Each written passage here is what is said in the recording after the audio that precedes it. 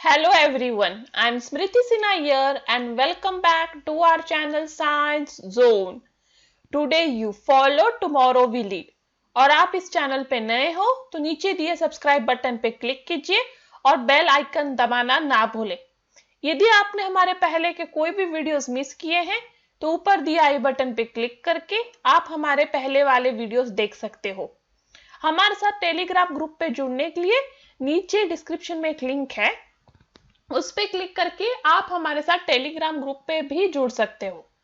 और किसी भी तरह का डाउट है, कमेंट है, सजेशन है, उसके लिए आप हमारे कमेंट बॉक्स में या फिर ईमेल आईडी जो इस वीडियो के एंड में मिलेगा आपको, उस पे जाके मुझे कमेंट, सजेशन या कोई क्वेश्चंस पूछ सकते हो। और चलिए आज का जो टॉपिक है उससे शुरू करते हैं। तो आज का टॉपिक है origin and evolution of life. तो ये टॉपिक नंबर 5 है from Maharashtra state board syllabus standard 12th biology से। इस टॉपिक में हमें ये सारे सब पॉइंट्स कवर करने हैं, जिनमें से अधिकतर सब पॉइंट्स हम ऑलरेडी कवर कर चुके हैं पहले वाले वीडियोस में। यदि आपने वो वीडियोस मिस किए हैं तो ऊपर दिया आई बटन पे क्लिक करके आप हमारे पहले वाले वीडियोस देख सकते हो। और ये सारे सब पॉइंट्स कवर ऑलरेडी हो चुके हैं। आज जो हम सब पॉइंट पढ़ेंगे वो है जियोलॉजिकल टाइम स्केल। तो चलिए आज के टॉपिक के साथ शुरू करते हैं, जो है जियोलॉजिकल टाइम स्केल। तो जैसा आज अर्थ दिखता है वैसे जो है वो हजारों करोड़ों साल पहले वैसा बिल्कुल भी नहीं था। उधर बहुत अलग लाइफ थी और आज की लाइफ बहुत अलग है। और ये जो आप देख सकते हैं इवोल्यूशन उस टाइम से आज तक, ये हम स्टडी कर सकते हैं ट्रू फॉसिल्स। और ये स्टडी करने के लिए हमने जो है डिफरेंट फॉसिल्स डिफरेंट पीरियड से कलेक्ट करके उसे अंडरस्टैंड और करने की कोशिश की है कि कैसे इवोल्यूशन हुआ होगा, और उसके बेसिस पे बनाया है जियोलॉजिकल टाइम स्केल। तो जियोलॉजिकल टाइम स्केल बहुत यूजफुल है अंडरस्टैंड करने के लिए कि सीक्वेंस ऑफ इवेंट क्या रहा होगा अर्थ पे in different ages of different period. मतलब जब से अर्थ बना और आज का अर्थ जो है उस समय से आज तक क्या क्या टाइमिंग पे क्या क्या चेंजेस हुए होंगे अर्थ पे, और वो चेंजेस किस तरह से हुए होंगे, ये जो समझना है उसे हम समझते हैं किसके हेल्प से, जियोलॉजिकल टाइम स्केल से। तो ये जो टाइम स्केल है यहां से अर्थ के स्टार्टिंग से आज तक, इस टाइम स्केल को कहते हैं जियोलॉजिकल टाइम स्केल। और ये geological time scale 6 major eras में डिवाइडेड है। तो हम 1 बाय 1 सारे एराज जो है आगे देखेंगे। अब हर एक जो है एराज में है different type of animals, different type of plant या डिफरेंट टाइप ऑफ लाइफ था। और हर एक एरा के एंड में वो लाइफ जो है कुछ एनवायरमेंटल कंडीशंस की वजह से कहो या फिर कोई अलग चेंजेस की वजह से पूरी तरह जो है डिस्टर्ब हो गया। उनमें से कुछ स्पीशीज एक्सटिंक्ट हो गए और कुछ न्यू इवॉल्व होके न्यू स्पीशीज बनके नेक्स्ट एरा में पास हो गए। और इस तरह से हर एक एरा में चेंजेस आता गया और उससे फिर आज का एरा जो है वो चल रहा है। तो ये जियोलॉजिकल टाइम स्केल पाई डायग्राम के फॉर्म में कहना हो तो इस तरह से दिखता है। इसे हम 1 बाय 1 सारा चीजें स्टेप बाय स्टेप समझेंगे। तो चलिए देखते हैं कि जब अर्थ पे लाइफ आया था अराउंड 2000 मिलियन ईयर्स एगो, तब वो फर्स्ट लाइफ था अर्थ का और वो टोटली डिफरेंट था। फिर बिलियंस ऑफ ईयर्स के प्रोसेस के बाद ये फर्स्ट लाइफ बना था फ्रॉम प्रोटेनॉइड्स। ये प्रोटेनॉइड्स जो केमिकल फॉर्म थे बट नॉट लिविंग, उनसे ये फर्स्ट सेल बना था। और ये फर्स्ट सेल का जो फॉर्मेशन हुआ था प्रोटेनॉइड से, वो आज तक एक मिस्ट्री है कि ये कैसे हुआ होगा। और जब एक बार फर्स्ट सेल जो है बना, उसके बाद जो है लिविंग फॉर्म में बहुत सारे डाइवर्सिटी आए और उसके बाद वो फर्स्ट सेल जो है वो वेरियस ग्रुप्स में डिवाइड हो गया। जिससे वेरियस ऑर्गेनिज्म, वेरियस स्पीशीज धीरे धीरे डेवलप हुए। तो ये है फर्स्ट फॉर्म ऑफ लाइफ जो धीरे धीरे डेवलप होके जो है फिशेज और टेरेस्ट्रियल प्लांट्स में भी डेवलप होके और फिर धीरे धीरे और भी एराज में पास होते होते आज के जैसा डाइवर्स्ड है। जो लाइफ है सबसे पहले जो है वो शुरू हुआ था सी वाटर में, फिर सी वाटर से धीरे धीरे पास होते होते वो आया टेरेस्ट्रियल दैट इज प्लांट में।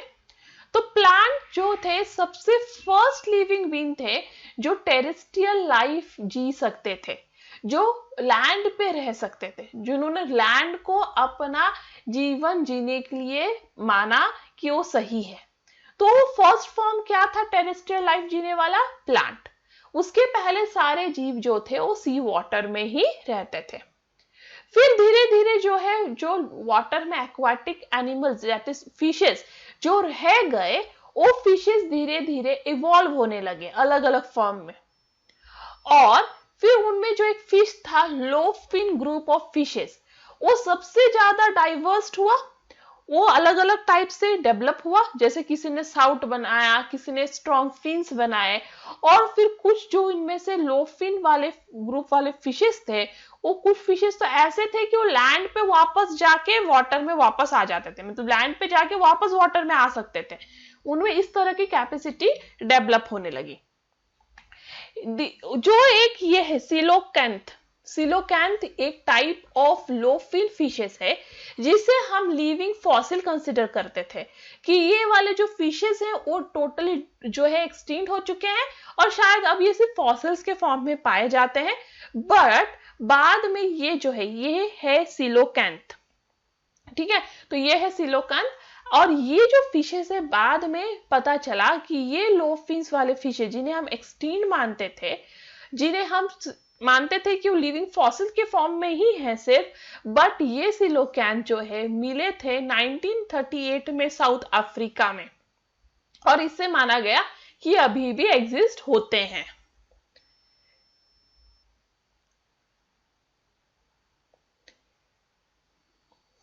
जो रैप्टाइल्स है वो कैसे इवॉल्व हुए? वो हुए एम्फीबियंस से इन्वॉल्व। तो एम्फीबियंस क्या थे? वो ऐसे फिशेस थे जो लैंड पे भी रह सक रहे थे और जो है वाटर में भी रह सकते थे। तो क्या करते थे फिशेस? लैंड पे जाके वापस वाटर में आ जाते थे। वैसे एम्फीबियंस फिशेस से क्या डेवलप हुए? रेप्टाइल्स।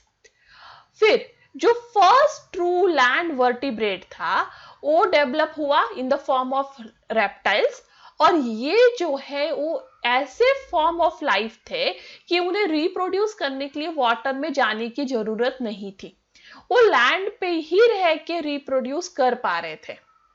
फिर 200 मिलियंस एगो कुछ रेप्टाइल्स जो है वापस एक्वाटिक लाइफ में जाके रहने लगे और उन्होंने वापस फिश जैसा अवतार धारण कर लिया और उसे कहते थे इथेनोसॉरस। तो ये है इथेनोसॉरस, और इथेनोसॉरस ऐसे फॉर्म ऑफ फिशेस बन गए जो एक्चुअली बहुत ज्यादा जायंट थे, जो एक्वेटिक मोड में रह रहे थे, बट एक्चुअली वो रेप्टाइल से ही डेवलप हुए थे। फिर बाद में इथेनोसॉरस से बने जो बड़े बड़े जायंट रेप्टाइल्स हैं वो है डायनोसॉरस।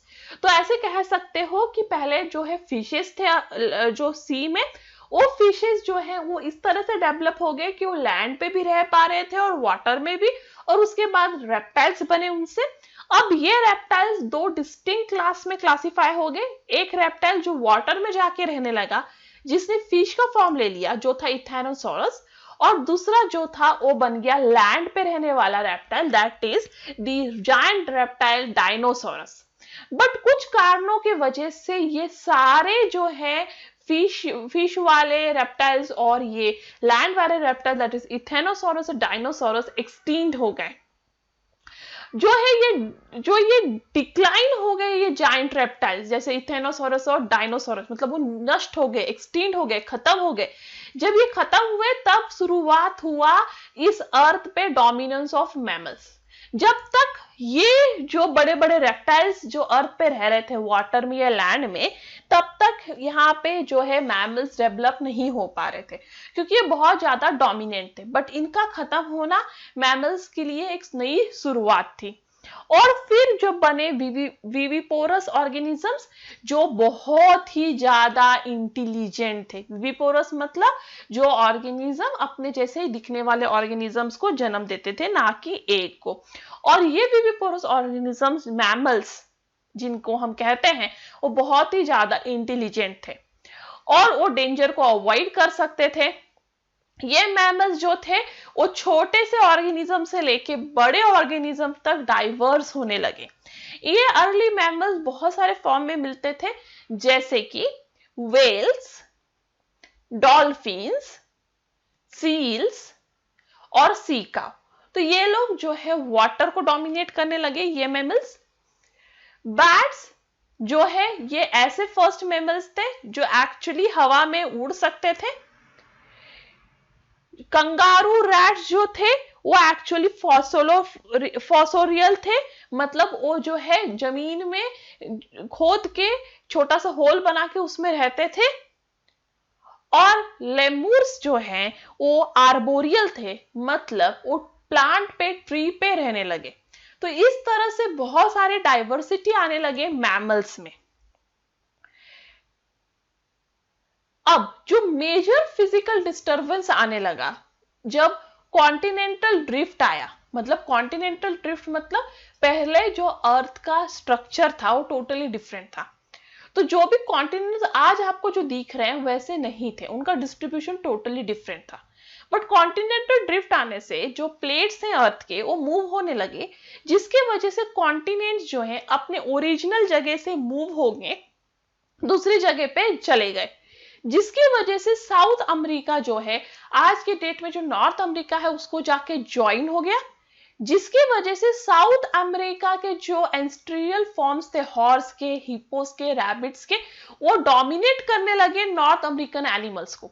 तो एक्चुअली नॉर्थ अमेरिका और साउथ अमेरिका ये दो डिफरेंट लैंड फॉर्म्स थे जो एक्चुअली पहले जो है बहुत दूर दूर थे, बट कॉन्टिनेंटल ड्रिफ्ट की वजह से ये दोनों जो है वो पास आने लगे। पास आने की वजह से जो साउथ अमेरिका में रहने वाले जो एनिमल्स थे, जैसे कि हॉर्स, हिप्पो, रैबिट्स, वो जो है नॉर्थ अमेरिका में भी जाने लगे और यहाँ नॉर्थ अमेरिका के उन एनिमल्स को वो डोमिनेट करने लगे। फिर सेम टाइम पे उस समय जो मार्सुपियल है, जो ऑस्ट्रेलियन मार्सुपियल हम कहते हैं, वो जो है ऑस्ट्रेलिया में वेरियस जगह पे डिस्ट्रीब्यूट होने लगा और डिफरेंट हैबिटेट और डिफरेंट क्लाइमेट कंडीशन के कारण वो अलग अलग फॉर्म में डेवलप्ड होने लगा। और फिर ये ऑस्ट्रेलियन मार्सुपियल्स को वहां पे कोई कंपटीशन नहीं था उन्हें, ठीक है, वो अकेले थे, इसलिए वो एनवायरनमेंट को एंजॉय करते हुए अपनी एनवायरनमेंट कंडीशन, अपने हैबिटेट कंडीशन के हिसाब से डेवलप होने लगे और वो आज भी सरवाइव करते हैं क्योंकि उनके लिए कंपटीशन नहीं था। और आज के डेट में सबसे मोस्ट इवॉल्व्ड या सबसे best evolved animal on earth है ह्यूमन बींग्स, जो है हम। तो ये है एरास जो हम देखेंगे, 6 एरास। अब यहाँ पे आपको समझना होगा कि एरास जो है वो पीरियड, टाइम, एपोक के फॉर्म में जो है फर्दर डिवाइड होता है। तो सबसे पहला एरा है वो है सीनोजोइक एरा, ठीक है, Cenozoic era. Cenozoic era 2 period में क्लासिफाई होता है, क्वाटरनरी और टर्शियरी। अब MYA मतलब millions of year ago, it is not Maya, it is millions of year ago, ठीक है। तो 0.1 से लेके 0.6 मिलियन ईयर एगो जो इसमें सीलोजोइक में जो क्वाटरनरी पीरियड था उसमें एपोक आता है रिसेंट।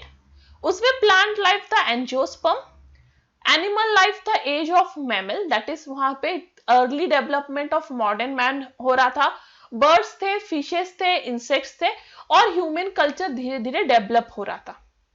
उसके बाद आता है प्लेस्टोसीनिक, ठीक है, प्लाइस्टोसीन, ठीक है, इसको ऐसे पढ़िएगा प्लेस्टोसीन। अब इसमें जो है बहुत ज्यादा हर्ब्स का नंबर इंक्रीज हो रहा था, जो बड़े बड़े मैमल्स थे वो एक्सटिंक्ट हो रहे थे और प्रिमिटिव मैन उस समय बन रहा था। फिर टर्शियरी पीरियड में आप देखिए तो 2 से लेके 13 मिलियन ईयर एगो वहां पे प्लियोसिन आ गए, वहां पे hard woody plants, conifer, grasslands, bryophytes, monocot develop हुए। फिर वहां पे एनिमल्स में ओरिजिन ऑफ मैन मतलब मैन जो आज के डेट में उसी की तरह दिखने वाला मैन जो है बनने लगा। फिर वहां पे हॉर्स, कैमल, एलिफेंट का डेवलपमेंट हुआ। नेक्स्ट है 13 to 26 million year ago myosin period epoch है वो एक्चुअली। उसमें प्लांट लाइफ जो था वो डेसिडियस ट्रीज था और ज्यादातर ग्रासेस लैंड बन रहे थे।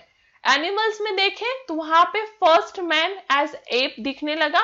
वहां पे एडेप्टिव रेडिएशन और स्प्रेड ऑफ मैमल्स होने लगे, मतलब जो डिफरेंट मैमल्स है वो अलग अलग लैंड में जाके उस हिसाब से एडप्ट होके न्यू स्पीशीज में डेवलप होने लगे। नेक्स्ट 26 से 38 मिलियन ईयर एगो ओलिगोसीन हुआ एपोक है। वहां पे मोनोकॉट्स और फ्लावरिंग प्लांट्स के जो है जन्म हुआ। फिर वहां पे जो है बहुत सारे मैमल्स एक्सटिंक्ट हुए, but apps, monkey, turtle, crocodiles ये डेवलप होने लगे, अपीयर होने लगे।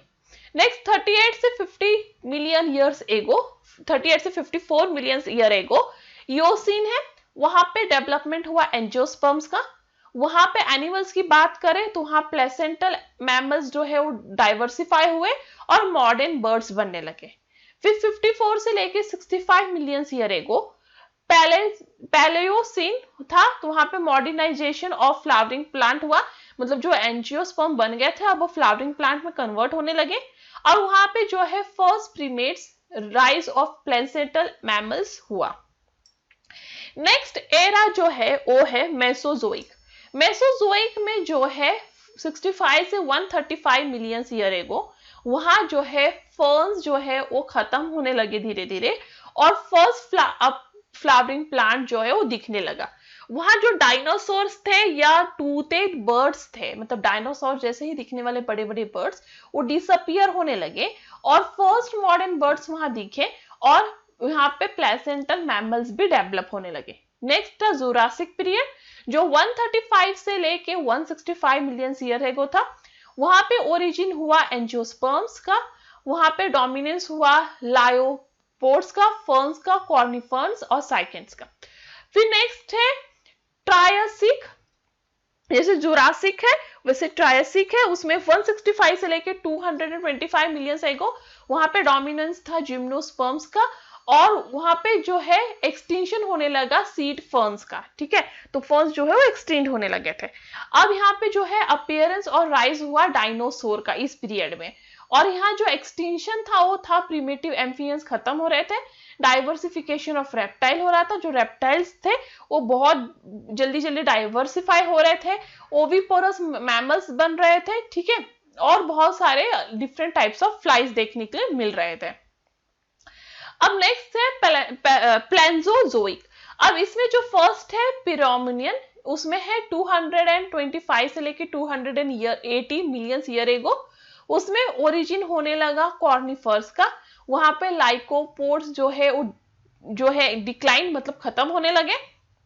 फर्न्स, साइकेड्स और कॉर्निफर्स जो है सबसे ज्यादा अमाउंट में दिख रहे थे। यहाँ पे जो है मॉडर्न इंसेक्ट का इजाद हुआ। वहां पे डिसअपियरेंस होने लगा ट्रायोब्लॉइड्स का। यहाँ पे मैमल्स जैसे दिखने वाले कुछ रेप्टाइल्स बनने लगे और एम्फीबियंस जो है वो खत्म होने लगे, मतलब एम्फीबियंस रेप्टाइल्स में कन्वर्ट हो गए और वो खत्म हो रहे थे। फिर नेक्स्ट है जो पीरियड है कार्बोनिफेरस। इसमें जो है डेवलपमेंट होने लगा डाइवर्स पेटेरोफाइट्स का, मॉसेस का, जिम्नोस्पर्म का। ये एज था फर्न और कोल फॉरेस्ट का और डिफरेंट फंगल ग्रुप्स देखने के लिए मिला। एनिमल्स की बात करें तो यहाँ पे बहुत ज्यादा एम्फीबियंस थे, रेप्टाइल्स धीरे धीरे बन रहे थे और विंग्ड इंसेक्ट जो है वो दिख रहे थे। नेक्स्ट था डिवोनियन, जिसमें फर्स्ट जो है प्रोजिम्नोस्पर्म दिखा। इसमें फॉर्मेशन हुआ था फॉरेस्ट का, वुड डिकिंग फंगाई का, ऐसे फंगस जो वुड को खत्म कर रहे थे, खा रहे थे। फिर उसमें ओरिजिन हुआ था ब्रायोफाइट्स का। यदि एनिमल्स की बात करें तो इस पीरियड के दौरान बहुत सारे फिशेस अलग अलग जो है अलग अलग एक्वाटिक कंडीशन में एनवायरनमेंट में जाके डाइवर्सिफाई हुए। इवोल्यूशन हुआ फिशेस से एम्फीबियंस का और फिर यहाँ पे अपीयरेंस हुआ एमिनोनाइट्स का। नेक्स्ट है सिल्योरियन, तो उसमें जो है अपीयर हुआ लाइकोपोड्स और फर्न्स। यहाँ डोमिनेंस था अल्गी का। ठीक है, और यहाँ पे एनिमल की बात करें तो इस पीरियड में ही सबसे first terrestrial animal wingless insect और जॉड फिश देखने के लिए मिले थे। नेक्स्ट उसी में है, उसी इसमें पीरियड है ऑर्डोविशियन। यहाँ पे जो है first seedless vascular land plant देखने के लिए मिला। इस पीरियड के दौरान बहुत ज्यादा एल्गे डेवलप हुए थे। एनिमल्स की बात करें तो यहाँ पे डाइवर्सिफाइड इनवर्टिब्रेट्स थे। यहाँ पे फर्स्ट वर्टिब्रेट्स देखने के लिए मिले थे जो जॉलेस फिशेस थे। यहाँ पे क्लोरस डेवलप हो रहे थे। ठीक है, नेक्स्ट है कैम्ब्रियन। यहाँ पे जो है राइनिया लाइक प्लांट्स डेवलप हुए और बहुत सारे मरीन एल्गे भी डेवलप हुए थे। इस पीरियड के दौरान यदि आप देखें एनिमल्स का तो यहाँ पे डाइवर्सिफिकेशन हुआ था इनवर्टिब्रेट फाइला का। नेक्स्ट एरा है प्रोटरोजोइक। अब इसमें जो है ये था 600 से लेके 1600 मिलियन ईयर एगो।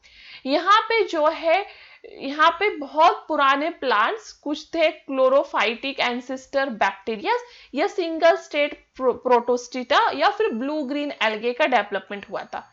एनिमल्स की बात करें तो उस समय जो है प्रिमिटिव फ्लैटवर्म्स डेवलप हुए थे, एनिलाइट्स डेवलप, स्पॉन्जेस, ठीक है, प्रिमिटिव मेटाजोन्स और फिर कुछ टाइप ऑफ फॉसिल्स ऑफ प्रोटोकाइट्स भी मिले हैं, जिससे ये प्रूव होता है कि ये एकदम अर्ली पीरियड ऑफ लाइफ था।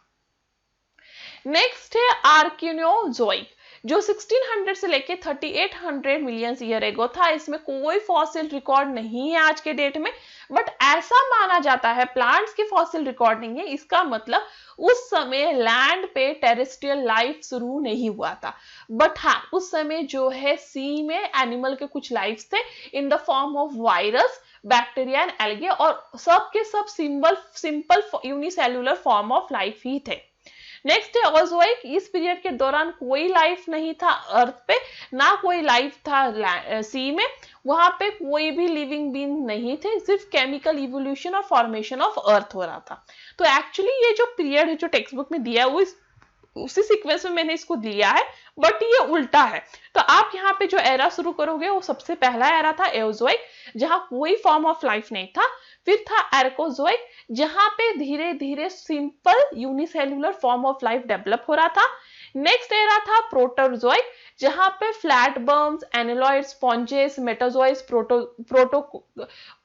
प्रोकैरियोट्स ये सब धीरे धीरे डेवलप हो रहे थे।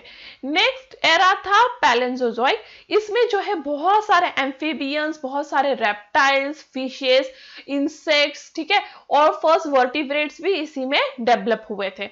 नेक्स्ट है मेसोजोइक जहां पे एक्चुअली डायनासोर जो है वो दिखे थे इस पीरियड में, इस एरा के दौरान, और वहां पे एम्फीबियंस जो है वो धीरे धीरे खत्म हो रहे थे।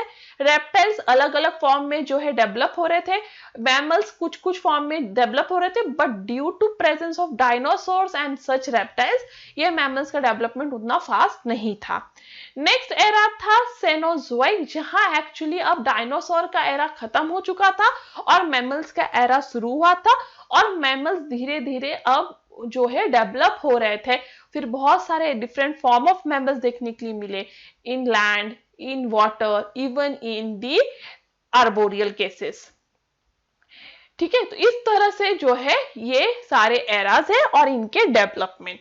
तो ये आपको ये एराज के नाम कम से कम याद रखने होंगे और इनमें जो है रफ आइडियाज है कि क्या डेवलपमेंट हुआ है। And that's all for today. Thank you. If you have any doubt, any comment, any suggestion, you are free to do that on askyadoubts04@gmail.com। यदि आपको मेरा वीडियो अच्छा लगा हो तो इसे जरूर लाइक कीजिए, ज्यादा से ज्यादा शेयर कीजिए और सब्सक्राइब कीजिए। और ध्यान रखें कि यहाँ पे जो है आपको जो नोट्स चाहिए, जैसे चाहिए, आप सब कुछ मुझे बता सकते हैं। आपको कोई डाउट है वो पूछ सकते हो, बता सकते हो। ठीक है, तो जरूर आप मुझे कांटेक्ट कीजिए, लाइक कीजिए मेरे वीडियो को, शेयर कीजिए और सब्सक्राइब कीजिए। और जाने से पहले, we do not have control over what happens to us in life, but we do have control over how we choose to respond. And that's all for today. Thank you. Stay tuned.